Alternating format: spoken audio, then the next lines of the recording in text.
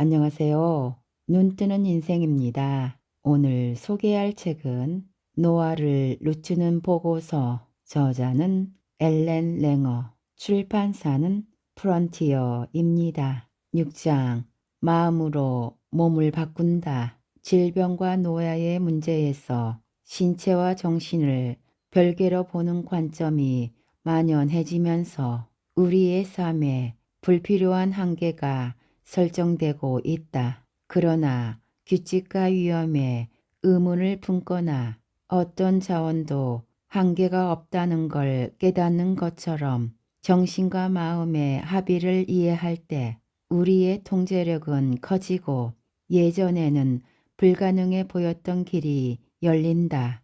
파리에서 신혼여행 중 한 음식점에 갔을 때 나는 심신일체 현상을 처음 접했다. 당시 나는 모든 구이 요리를 주문했다. 접시에 담긴 모든 음식이 먹음직스러워 보이는 와중에 리드보, 즉 췌장만은 그렇지 못했지만 어쨌거나 그 요리를 먹어보기로 했다. 마침내 요리가 등장했고 남편에게 이 중 어떤 음식이 췌장인지 물었다. 그것을 빼고는 접시에 담긴 요리를 말끔히 먹었다. 그리고 곧 두려운 순간이 다가왔다. 췌장 요리를 먹으려 해봤지만 속이 점점 메스꺼워졌다. 그런데 고개를 들자 남편의 얼굴에 활짝 미소가 피어오르는 것이 보였다. 나는 속이 뒤집힐 것 같은데 뭐가 재밌냐고 물었다. 그 순간 나는 내가 좀 전에 췌장을 이미 먹었다는 것을, 내가 손대지 못하고 있던 고기는 닭고기라는 것을 알게 되었다.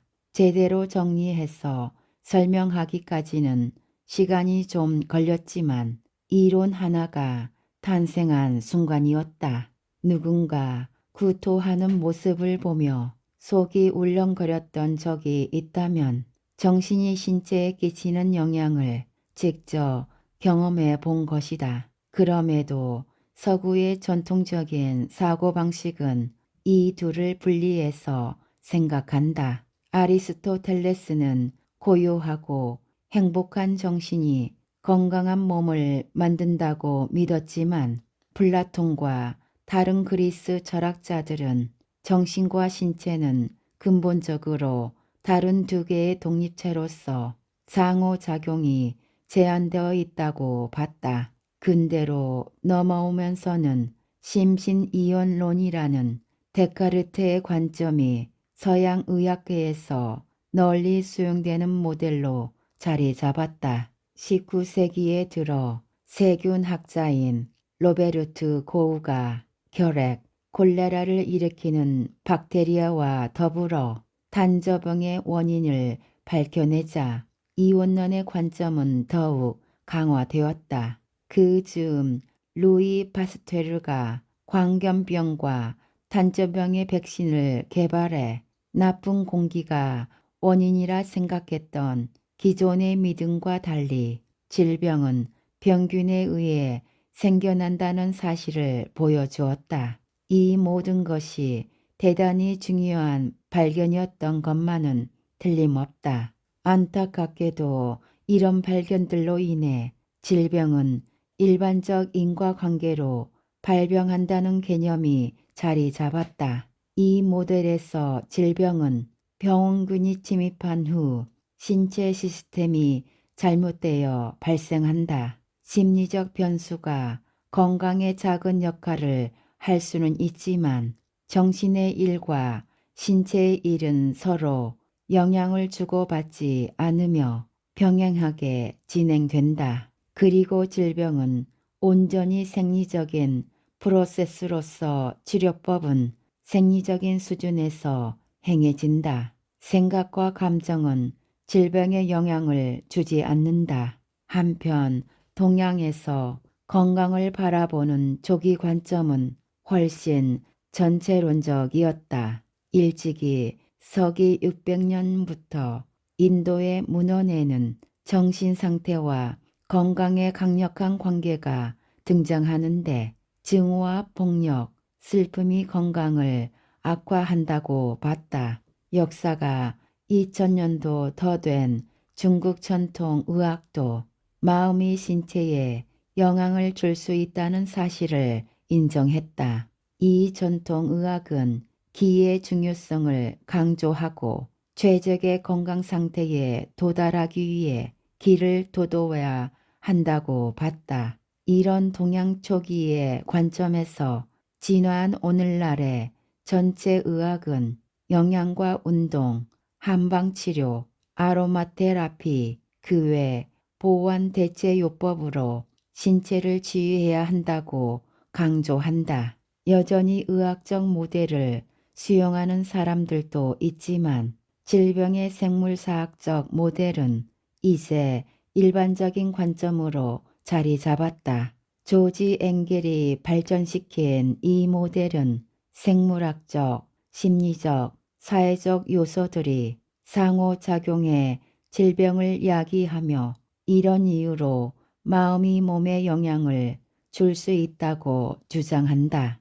많은 연구자가 심리적 경험과 신체적 경험 간의 연결고리를 찾기 위해 계속 노력을 쏟고 있다. 하지만 심신이원론, 몸과 마음이 서로 영향을 줄지라도 분리된 개념이라는 이론은 지속되고 있다. 내가 연구 논문을 제출할 때마다 건강에 나타난 결과를 어떻게 설명할 수 있는지 묻는 리뷰어들을 보며 심신이원론이 존속되고 있음을 깨닫는다.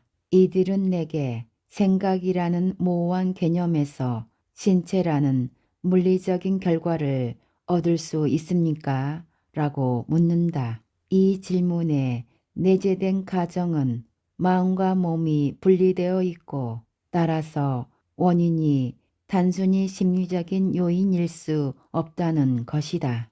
내 초기 연구 일부는 이후 심신의학이라고 알려진 개념이 발편이 되었다. 내가 진행한 요양원 연구에서는 노인이 스스로 의사결정을 하거나 식물을 돌보는 환경이 조성될 때 18개월 후에도 생존해 있을 가능성이 통제군에 비해 2배 높았다.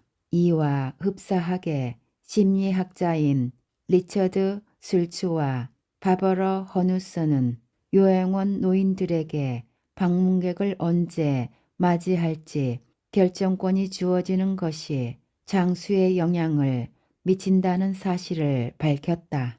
우리가 진행한 연구들에서도 요양원 노인들에게 기억력 훈련을 제공하자 수명이 늘어났다. 이런 장수 효과는 능동적 알아차리기, 치료와 초월 명상을 비교한 우리 연구에서도 드러났다. 심리적 개입이 장수에 영향을 미칠 수 있다는 데이터를 확보한 우리는 심신일체라는 개념을 실험하기 시작했다. 팔을 한번 생각해보자. 팔 전체 또는 손목, 팔꿈치, 윗팔, 팔뚝은 각각 눈으로 보고 느낄 수 있다. 하지만 팔의 한 부분을 움직이면 팔을 이루는 모든 부분이 움직이고 모든 부분에 영향이 간다. 단순히 발목만 움직인다고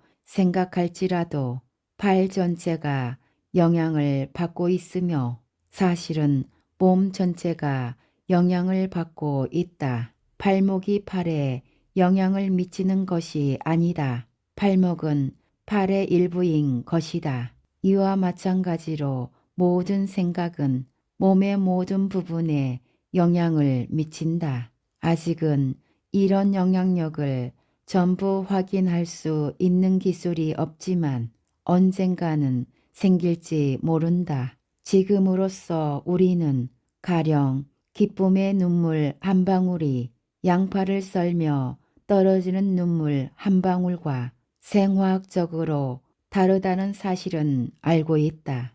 아이의 치아 성장선으로 이들이 성인이 되었을 때 우울증에 시달릴지 그 여부를 알 수 있다는 데이터도 나왔다. 다시 말해 어린 시절의 스트레스와 역경이 치아 에나멜에 영향을 미친다는 뜻이다. 이스라엘의 과학자 아살로스의 연구는 면역 반응이 두뇌에서 시작한다는 사실을 밝혔다. 그녀가 생쥐들에게 복부염증을 유도하자 두뇌의 특정 뉴런이 활성화되는 것을 확인했다. 이후 과학자들이 해당 뉴런을 자극하자 복부에 같은 염증이 나타났다. 로스 박사는 어떻게 된 일인지 실제로 생리적 프로세스를 촉발하는 생각들이 있다라고 설명했다. 그녀는 연구를 통해 긍정적인 기대감이 항세균성 및 항종양 면역을 높일 수 있다는 점도 밝혔다. 두뇌의 쾌락 중추가 활성화하자 종양의 성장이 느려진 것이다. 핵심은 면역 반응이 두뇌에 의해 형성된다는 점이다. 어떤 질병과 관련된 뉴런을 억제하면 그 질병의 증상도 완화된다. 어떤 변화든 우리의 몸의 모든 세포가 거의 동시다발적으로 일어난다. 내가 팔을 들면 팔을 들기 전에 비교해 두뇌의 변화가 일어난다. 내가 반려견을 생각하면 두뇌는 그 생각을 하기 전에 다른 상태가 된다. 의식이 집중될 때 생리작용이 비활성화되거나 생리작용이 활성화될 때 의식이 비활성화된다고 가정하는 것이 아니라 의식과 생리가 하나, 즉 생각과 신체 반응이 동시에 일어난다는 뜻이다. 그렇다면 제가 팔이나 다리 하나를 잃거나 체중이 줄면 제 의식의 일부도 잃는 건가요? 라고 물을 수도 있다. 여기서 논점은 심신의 합일이지 심신의 동일이 아니다. 팔, 다리를 잃거나 체중이 변화했을 때 정신도 분명 영향을 받지만 1:1 대응은 아니다. 또 이렇게 물을 수도 있다. 제 마음이 계속해서 변한다면 몸도 마찬가지로 계속해서 변한다는 뜻인가요? 간단히 말하자면 그렇다. 몸은 계속해서 재생된다. 하버드 대학교 심리학과에서는 하비스트 데이라는 게 있다. 교수진 다수가 현재 연구하고 있는 내용에 관해 짧은 강연을 진행하는 날이다. 내가 심신일체에 관한 연구를 발표한 후 존경하는 동료 교수 한 명이 이렇게 물었다. 속에서는 무슨 일이 일어나고 있나요? 심신일체의 신경과학적 측면을 의미하는 것이었다. 그는 두뇌 수준에서 어떤 일이 벌어지고 있는지 알고 싶어 했다. 생각이 신체의 변화로 나타나기까지 어떤 일련의 사건이 벌어질까? 당연하게도 수백 년간 철학자들을 괴롭혀온 질문이었다. 내가 생각하기에 심신일체란 신경학적 변화가 순차적이라기보다는 거의 동시에 발생하는 현상이다. 그리고 그 변화는 전신에서 벌어진다. 물론 과학자들은 두뇌만 들여다보려는 경향이 있다.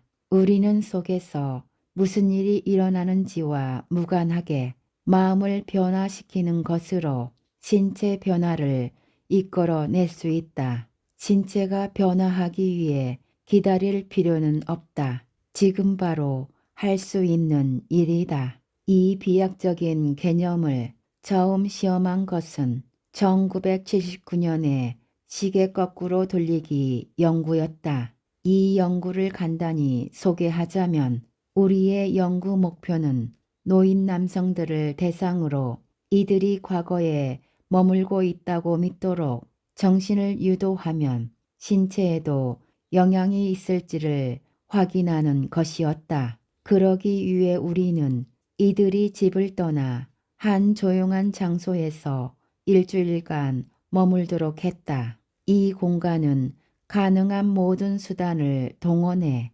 20년 전의 상과 똑같이 꾸몄다. 이들은 그 시대의 뉴스와 텔레비전 프로그램, 영화를 시청했고 주크박스로 예천곡을 들었으며 TV와 음악 이야기를 나눌 때는 지금 벌어지는 일처럼 현재형으로 말해야 했다. 동제 집단도 같은 건물에서 일주일간 머물며 같은 주제로 대화를 나눴지만 과거형으로 말했다. 그곳에 머물기 전 우리는 참가자들의 다양한 생물학적, 심리적, 신체적 지표를 측정했다. 새롭고 활력을 주는 환경에서 생활한 후 다시 측정하자 두 집단 모두 생물학적, 심리적, 신체적 상태가 기준치 이상으로 상승했다. 마찬가지로 청력과 기억력, 악력도 좋아졌다. 그럼에도 불구하고 실험 집단이 다른 여러 기준에서 동제 집단을 앞섰다. 시력, 관절 유연성, 손을 쓰는 능력, IQ, 걸음걸이, 자세가 좋아졌고 관절염 증상은 완화되었다. 어느 연령대나 그렇지만 특히 노년층은 청력이나 시력 같은 경우 의료적 개입이 없으면 향상되기 어려운 만큼 대단히 놀라운 연구 결과였다. 좀 더 최근에는 박사 후 연구원인 프란체스코 파그니니, 데버라 필립스와 함께 이탈리아에서 시계 거꾸로 돌리기 실험을 재현했다. 우리는 참가자들에게 지금이 1989년이라고 생각하고 젊었을 때처럼 생활하게 했는데 이번에도 역시 참가자들의 신체 기능이 향상되는 현상을 발견했다. 심신일체를 시험하는 후속 연구에서 우리는 건강에 영향을 줄 수 있는 다른 신호들을 살폈다. 의류 업계에서 발견할 수 있는 연령과 관련된 신호들을 생각해 보자. 광고에는 이 옷이 어떤 고객층에게 어울리는 스타일인지 묘사하고 상점 디자인 또한 연령에 적합한 이러한 개념을 주입한다. 미니스커트는 내 연령대의 여성들이 다니는 매장에선 찾아보기 힘들고 다른 매장에서 미니스커트를 입어보려고 한다면 직원들에게서 못마땅한 시선을 받을 것이다. 이런 신호들이 단순히 짜증나고 연령 차별적이라는 이야기를 하는 게 아니라 우리의 건강에도 영향을 미칠 수 있다는 걸 말하려는 것이다. 유니폼을 생각해 보자. 유니폼에는 나이와 관련된 단서들을 찾아보기 어렵다. 일터에서 유니폼을 입는 사람들은 자신의 나이를 은연중에 상기하는 일이 없다. 정재우, 로라 씨와 나는 직급과 연봉 같은 조건을 통제한 연구를 통해 유니폼을 정기적으로 입는 직원들이 더욱 장수한다는 사실을 발견했다. 연령과 관련된 신호와 이런 신호가 유발하는 부정적인 예측이 실험 대상자의 수명에 유일한 이유로 작용했다고는 할 수 없지만 관련성이 있다고 보는 편이 합리적일 것이다. 하지만 외부의 물리적인 신호가 있어야만 우리가 스스로를 젊다고 느낄 때 찾아오는 이점과 그로 인해 나타나는 건강상의 긍정적인 변화를 경험하는 것은 아니라는 점이 드러났다. 또 다른 연구에서 우리는 여성들이 머리를 자르기 전과 후를 사진으로 촬영하고 혈압을 측정했다. 그리고 전후 사진 모두 머리를 가려 참가자들이 자신의 얼굴만 확인할 수 있게 했다. 우리는 여성들에게 두 사진 속 본인의 외모를 평가해달라고, 즉, 두 번째 사진이 더욱 어려 보인다고 생각하는지 물었다. 다수는 머리를 잘랐다는 사실을 아는 것만으로도 두 번째 사진이 더 어려 보인다고 했다. 그뿐만 아니라 아무런 관련이 없는 사람들을 불러 사진을 평가하게 했을 때도 두 번째 사진이 더 어려 보인다고 하는데 동의했다. 머리를 자른 후 어려졌다고 믿는 여성들은 혈압 또한 낮아졌으므로 건강상의 이익도 경험한 셈이었다. 생리적 상태를 인식하는 것이 어떤 영향을 미치는지 시험하기 위해 나는 당시 하버드 대학교에서 내 학생이었던 엘리아 크롬과 함께 호텔 객실 청소부를 대상으로 실험을 진행했다.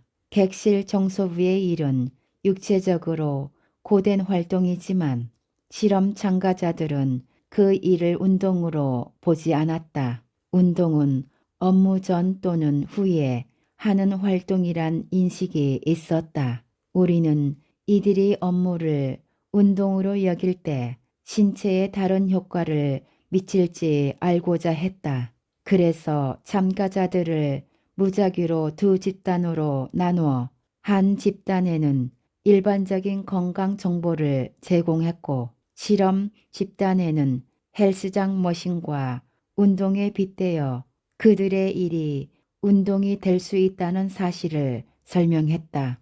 이들의 노동 강도나 노동 시간, 이들이 섭취하는 음식과 그 양은 한 달간의 실험 개입 동안 눈에 띄는 차이가 없었다. 유일한 차이라면 자신이 하는 일을 운동이라고 믿게 되었다는 것뿐이었다. 이렇게 마인드셋이 달라지자 실험 집단에 굉장한 변화가 나타났다. 이들은 체중이 줄었고 신체 질량 지수가 낮아졌으며 혈압이 떨어지고 허리 엉덩이 둘레 비율도 낮아졌다. 객실 청소부를 대상으로 한 연구로 강의할 때면 청중의 이해를 돕기 위해 헬스장에 있는 여성 2명의 사진이 담긴 슬라이드를 보여준다. 한 여성은 자전거 운동기구에 올라 있고 다른 여성은 그 옆에 서서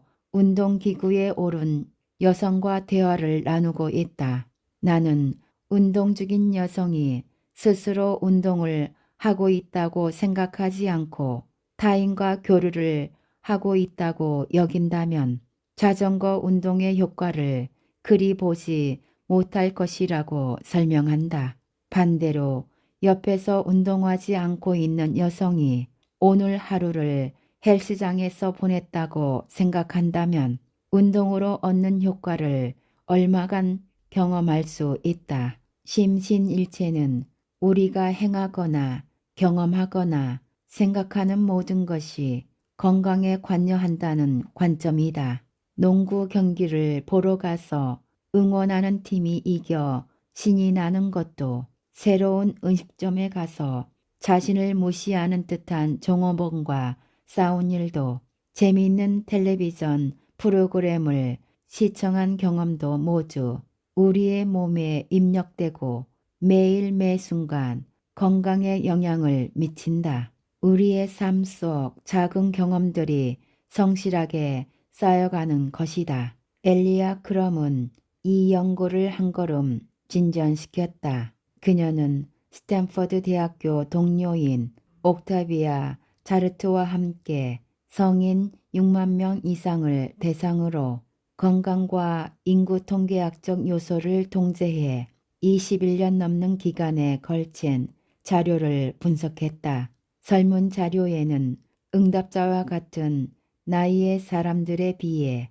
개인의 운동량이 어느 정도인지를 묻는 질문들이 있었다. 크럼과 자루트는 활동량을 인식하는 정도와 사망이 유의미한 관련이 있음을 발견했다. 자신이 활동적이지 않다고 인식한 이들은 스스로를 활동적이라고 생각한 사람들보다 해당 기간에 사망할 확률이 높았다. 이는 실제 운동량과는 무관했다. 다른 연구자들 또한 유사한 결과를 얻었다. 마르케트 대학교 아비올라 켈러와 동료들은 스트레스가 해롭다는 인식이 실제 스트레스보다 더욱 해롭다는 사실을 밝혀냈다. 스트레스가 해롭다고 인식하고 스트레스를 많이 받는다고 보고한 사람들은 스트레스가 많지 않다고 말한 사람들보다 일찍 사망할 공산이 컸다. 놀라운 사실은 스트레스가 심한 생활을 했지만 스트레스가 해롭지 않다고 인식한 사람들과 그리 심한 스트레스를 받으며 살지 않았던 사람들 간 수명에는 차이가 없었다는 것이다. 대학원생 1년 차일 때 나는 다른 학생들과 심리학과 교수 다수가 소속된 연구실 몇 곳을 둘러본 일이 있었다. 그중 한 연구실에서 미각을 연구하던 교수는 다량의 설탕이 함유된 식품에서 산미가 느껴지게 하는 물질과 신맛이 나는 식품을 달게 느껴지게 하는 물질을 우리에게 소개했다. 우리는 달콤할 것이라 예상한 음식을 먹고는 시큼함에 움찔하게 되는 이상한 경험을 했다. 그 일 이후 거짓으로 달콤한 맛을 내는 음식을 먹었을 때 내 몸이 단맛이라는 인식에 반응할지 아니면 실제로 내 몸이 섭취한 성분에 반응할지 궁금해졌다. 내가 설탕을 섭취하지 않았더라도 혈당이 높아질까? 심신일체론에서는 인식이 사실보다 더욱 강력한 힘을 발휘한다고 본다. 아직 시행된 적은 없지만 인식의 영향력을 시험하는 가장 강력한 테스트 중 하나는 담배를 많이 태우는 사람들을 대상으로 흡연이 암이나 폐기종, 만성폐쇄, 성폐질환을 야기한다고 믿는 사람과 믿지 않는 사람 또는 비만이 생명을 위협한다고 믿는 사람과 그렇지 않은 사람들 간의 건강 상태를 장기적으로 비교한 연구일 것이다. 병에 걸릴 것이라는 믿음이 병을 부른다면 그 이유는 믿음으로 인해 실제로 병에 걸리거나 위험하다고 알고 있는 행동을 하는 그 행위가 심한 스트레스를 주어 치명적으로 작용하기 때문이다. 물론 어떤 습관이 위험하다고 생각하는 개인의 믿음은 측정하기가 어렵다. 하지만 수면, 즉 수면 시간은 측정이 가능한 행위다. 수면 패턴을 우리가 달리 인식하는 정도 또한 측정할 수 있는 대상이다.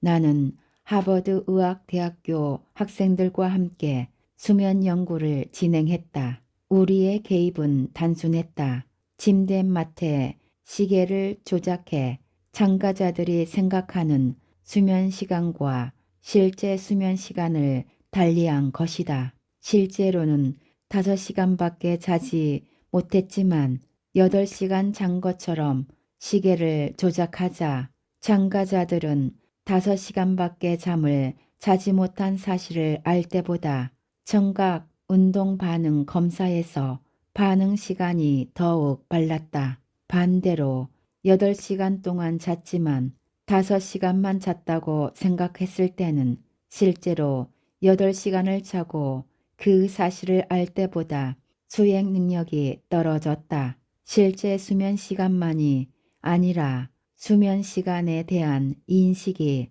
중요한 역할을 한다는 점은 분명하다. 이런 인식은 두뇌 활동에도 영향을 미치는데 각성과 이완이라는 더욱 객관적인 척도로 확인할 수 있다. 한 연구에서는 참가자들에게 EEG 모자를 씌워 신경활동으로 나타나는 파형인 뇌파를 기록했다. 각성일 때 두뇌 활동은 알파파라고 하는 주파수를 발생시킨다. 연구에서 이 알파파는 참가자들의 실제 수면 시간보다 참가자들이 인식하는 수면 시간에 더욱 깊은 상관관계를 보였다. 가령 참가자들이 수면 시간이 짧다고 생각한 경우 이들의 두뇌는 각성도가 떨어졌다. 이런 현상은 여러 물리적인 측정을 했을 때도 마찬가지였다. 즉, 수면이 부족하다고 인식할 때는 수면이 부족할 때처럼 두뇌가 기능을 했다. 심신일체의 관점에서 피로는 우리가 통제할 수 있는 개념이다. 내져서 늙는다는 착각에서 나는 피로란 생물학적인 신체 한계가 아니라 정신으로 결정된다고 주장했다. 다시 말해서 많은 사람이 생각하는 것과 달리 정신적 에너지와 신체적 에너지가 서로 다른 프로세스의 지배를 받는 것이 아니다. 이 둘은 서로 분리된 생물학적 기능이 아니라는 의미다. 이것이 사실이라면 필요를 느낄지 아닐지는 우리가 통제할 수 있는 여지가 상당히 클 수도 있다. 위의 저서에서 나는 당시 진행했던 비공식 연구 2건을 소개했다. 하나는 학생들 2집단에 팔 벌려뛰기 100회 또는 200회를 시키고 언제쯤 피로를 느끼는지 조사한 것이었다. 놀랍게도 100회를 한 집단과 200회를 한 집단 모두 정해진 횟수의 3분의 2쯤 되는 지점에서 피로를 느꼈다고 보고했다. 즉, 첫 번째 집단은 65에서 70회 사이에 피로를 느꼈지만 두 번째 집단은 130에서 140회를 할 때쯤에야 피로를 느낀 것이다. 또 다른 실험은 오류 여부를 알려주지 않는 문서 작성 프로그램으로 한 페이지 또는 2페이지 분량의 문서를 한 번에 타이핑하는 작업을 사람들에게 시킨 것이었다. 한 페이지를 작업하는 집단은 주어진 분량의 3분의 2쯤에 가장 많은 오류가 나왔다. 첫 번째 집단의 2배가 많은 분량을 작업한 두 번째 집단도 주어진 분량의 3분의 2 지점에 되어서야 오류가 나오기 시작했다. 우리는 하는 일의 시작과 중간, 끝이라는 구조를 세운다. 과거 보스턴에서 뉴헤븐까지 운전해 다녔을 당시 나는 절반 지점인 매사추세츠주의 사우스 브리지에 가까워지면 초조함을 느끼곤 했다. 한편 그보다 2배나 먼 거리였던 뉴욕까지 차로 다녔을 때는 코네티켓주의 하트퍼드에 가까워지면 그런 기분을 느꼈는데 이곳은 뉴욕까지 가는 길의 절반 지점이자 사우스 브리지를 한참 지난 곳이었다. 우리 연구소 연구원들과 나는 최근 피로란 정신적 개념이라는 사실을 정식으로 시험하기 위해 몇 가지 연구를 진행했다. 첫 번째 연구에서는 장거리 운전에서 느끼는 피로도를 평가했다. 두 번째 연구는 지루한 계산을 할 때 경험하는 피로도를 살폈다. 세 번째와 네 번째 연구에서는 사람들에게 몸을 쓰는 과제를 수행하게 해 가설을 실험했다. 여러 연구를 통해 내가 운전할 때 느꼈던 바가 특이한 현상이 아니었음을 밝혀졌다. 자기 보고에 따르면 참가자들은 실제 운전 시간과 무관하게 평균적으로 목적지까지 약 50% 도달한 지점에서 피로를 느끼기 시작해 75% 지점에서 피로를 가장 심하게 경험한 것으로 드러났다. 계산 연구에서는 뇌파가 이와 같은 패턴을 보이는지 살펴보고자 했다. 우리는 참가자들이 실험실에 도착하면 컴퓨터 앞으로 안내한 뒤 뉴로스카이 마인드웨이브 EEG 헤드셋을 씌운 후 컴퓨터 모니터에 나오는 지시를 따르도록 요청했다. 그런 다음 참가자들을 무작위로 200 문항 계산, 400 문항 계산, 600 문항 계산 이렇게 세 집단으로 분류했다. 200 문항 계산 집단의 참가자들에게는 1에서 80 사이 무작위로 생성된 정수가 나열된 종이 한 장을 제공했다. 참가자들은 3의 배수인 숫자를 연필로 표시해야 했다. 다른 두 실험 집단 역시 지시 내용과 과정은 같았지만 1에서 80 사이 무작위로 생성된 정수가 각각 400개와 600개가 주어졌다. 세 집단의 참가자들 모두 해당 과제를 수행하는데 15분을 주었다. 즉, 과제 수행 시간에 차이를 두지 않고 과제를 수행하는 데 따르는 정신적 부하에만 차등을 주었다. 사람은 보통 피로를 느낄 때 실수하기에 우리는 실수 횟수를 피로의 주된 척도로 삼았다. 세 집단 모두 대부분의 실수는 과제의 절반 지점에서 발생했다. 즉, 첫 번째 집단은 100번째 즈음이었지만 두 번째 집단은 200번째 문학 전까지는 실수하지 않았다. 600 문항 집단은 300번째 문항 전까지 실수가 없었다. EEG 데이터 또한 같은 결과를 보여주었다. 참가자들이 필요를 느끼는 구간에서 EEG 알파 밴드의 진폭상 보상 신호가 눈에 띄게 치솟았다. 세 번째 연구에서는 참가자들에게 각각 120초, 180초, 240초 동안 악력기를 쥐게 하고 피로감을 느낄 때 알려달라고 요청했다. 이번에도 역시 참가자들은 실제 쥐고 있는 시간보다 정해진 수행 시간에 비례해 피로를 느끼는 현상을 보였다. 네 번째는 독일 비스바덴의 헤센 주리 발레단 소속 발레 무용소들을 대상으로 신체적 필요를 평가했다. 발레 무용소들은 통증과 신체적, 정신적 탈진 속에서도 주어진 역할을 수행하는 데 익숙하다.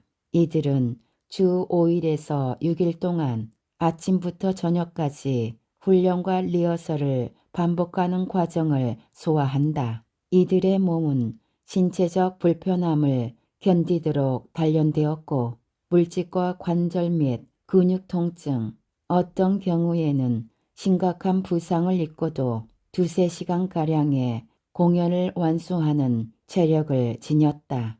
이 실험에서 발레 무용소들이 수행하는 한 과제는 데발로페 아라스콘드로 한쪽 다리를 쭉 펴 90도 이상으로 들어 올리는 동작이었다. 애틀란타 발레단의 남녀 무용소들을 대상으로 진행한 예비 연구를 통해 해당 동작의 평균 유지 시간을 파악한 우리는 독일 무용수들이 대체로 이 동작을 어느 정도 유지할지 대략 예상하고 있었다.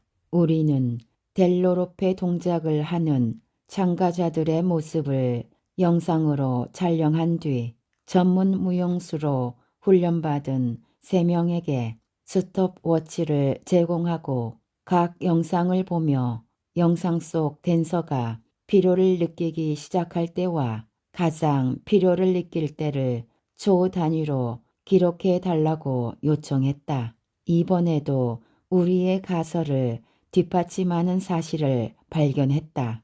연구 결과 무용수들이 피로를 느끼기 시작한다고 관찰자가 보고한 기록은 동작의 수행 시간이나 참가자의 성별과는 무관했다. 무용수들은 해당 동작을 유지한 지 3분의 1 지점에서 피로를 느끼기 시작하는 징후를 보여주었고 4분의 3 지점에서 필요를 가장 심하게 느꼈다. 우리가 의식을 기울이지 않고 어떤 일을 할 때는 예측이 필요를 결정한다. 어떤 일을 완료하기까지 3분의 1 지점이든 절반이든 3분의 2 지점이든 언제 필요를 느낄 것이라 생각하는지는 시간이나 능력과 무관하다. 핵심은 같다. 필요는 신체적 한계가 아니라 정신이 결정하는 경우가 많다는 것이다. 심신일체와 필요가 마음에 달렸다는 관점을 뒷받침하는 또 다른 중요한 연구에서 엘리아 크론과 동료들은 참가자들이 필요를 쉽게 느끼는 유전적 소인이었는지 유전자 테스트로 확인했다.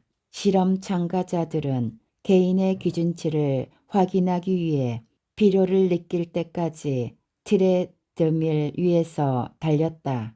그런 뒤 연구진은 참가자들을 두 집단으로 나눴다. 절반에게는 필요 유전자가 있다고 알렸고 나머지 절반에게는 해당 유전자가 없다고 전했다. 다시 말해 참가자 일부는 해당 유전자의 유무를 정확하게 전달받았고 일부 참가자들은 유전자가 없음에도 있다고 이야기를 들었다. 이들은 일주일 후에 다시 트레드밀 위에 올랐다. 연구진은 유전자와 무관하게 믿음이 수행 능력을 결정한다는 사실을 발견했다. 안 좋은 유전자가 있다고 믿은 참가자들은 지구력과 폐활량이 떨어졌고 이산화탄소 제거가 원활하지 않다는 징후인 대사 전환율에 변화가 있었다. 어떤 일을 할 때 시작과 중간, 끝을 명확하게 나누는 데는 이점이 있다. 이런 구조를 세움으로써 우리는 한 가지 일을 마치고 다른 일로 넘어갈 수 있다. 다만 이런 구조는 영향을 쉽게 받는 듯하다. 우리가 필요를 느끼는 시점을 근본적으로 통제할 수 있다는 사실을 깨닫는다면 그 시점을 우리에게 유리하게 조정할 수 있다. 미소를 지으면 실제로 즐거워지는 이유. 정신과 신체가 하나라면 마음을 달리하는 것으로 몸을 바꿀 수 있는 것 이상의 일을 할 수 있다. 몸에 변화를 주는 것으로 마음에도 변화를 줄 수 있는 것이다. 운동과 같은 활동과 질병처럼 신체적 변화에 심리가 대대적인 영향력을 미치지만 심리적인 영향력은 미시적으로도 발휘될 수 있다. 체화된 인지 연구로 심신일체를 보여준 사례는 예일대학교 존 바그의 실험의학 연구실에서 탄생했다. 존 바그와 노런스 윌리엄스는 단순하면서도 명쾌한 연구 하나를 진행했다.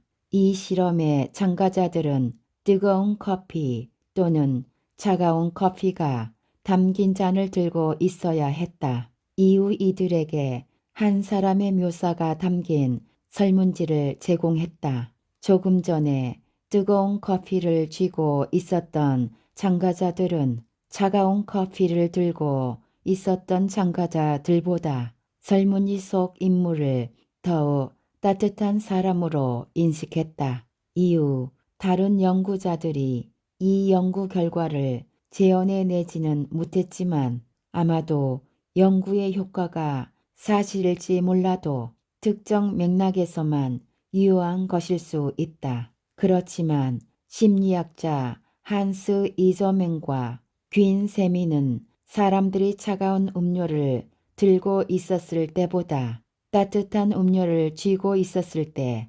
상대에게 더욱 친근함을 느낀다는 사실을 밝혀냈다. 또한 사람들은 날씨가 따뜻할 때 더욱 행복감을 느끼고 자신의 삶에 만족하는 경향이 있다. 심리학자인 나오미 아이젠버거는 체온이 낮을 때보다 높을 때 타인과 연결된 기분을 더 느낀다는 사실을 발견했다. 이보다 좀 더 흥미로운 연구는 사회적 거부에 관한 그녀의 연구다. 가상으로 공을 주고받는 경기에 참여한 참가자들은 공이 자신에게 오지 않을 때 사회적으로 거부당한 것처럼 느꼈다. 그녀는 기능적 자기 공명 영상 데이터를 이용해 사회적 거부를 경험할 때 전대상 피질에 나타나는 두뇌 패턴이 신체적 고통과 같다는 점을 발견했다. 신체적 고통 패턴과 심리적 패턴이 두뇌 속 같은 영역에서 나타난다면 이는 심리적 방법으로 신체적 고통이 나아질 수 있다는 뜻이었다.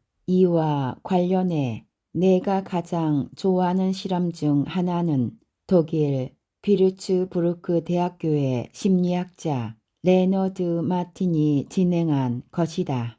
이들은 연구의 목적에 대해 전혀 모르는 참가자들에게 연필을 입술이나 치아로 물고 있게 했다. 전자는 얼굴을 찡그릴 때와 같은 근육을 자극하는 한편 후자는 미소를 지을 때 쓰는 근육을 자극했다.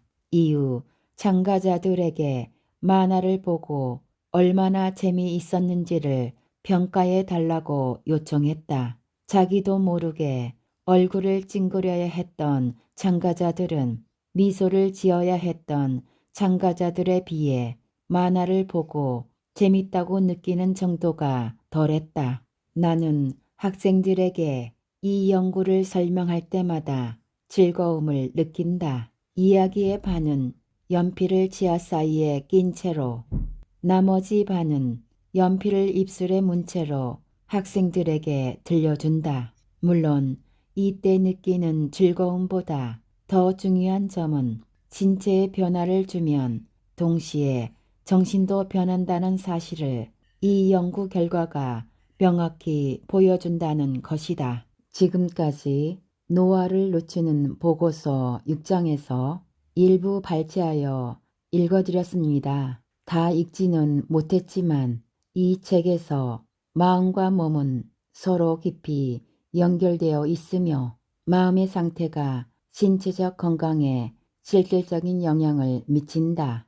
젊다고 느끼고 행동하면 실제로 신체적 노화 과정을 늦출 수 있다. 노화는 단순한 생물학적 과정이 아니라 우리가 어떻게 사고하고 환경을 경험하느냐에 따라 달라질 수 있다. 이러한 마음의 상태를 변화시키는 것이 건강을 개선하고 노화를 늦출 수 있다는 메시지를 전달하고 있습니다. 아주 유익하고 좋은 내용이 많이 담겨진 책입니다. 이 책을 써주시고 편애해 주심에 감사드립니다. 우리 모두 책을 읽고 점점 더 성장해 갔으면 합니다. 감사합니다.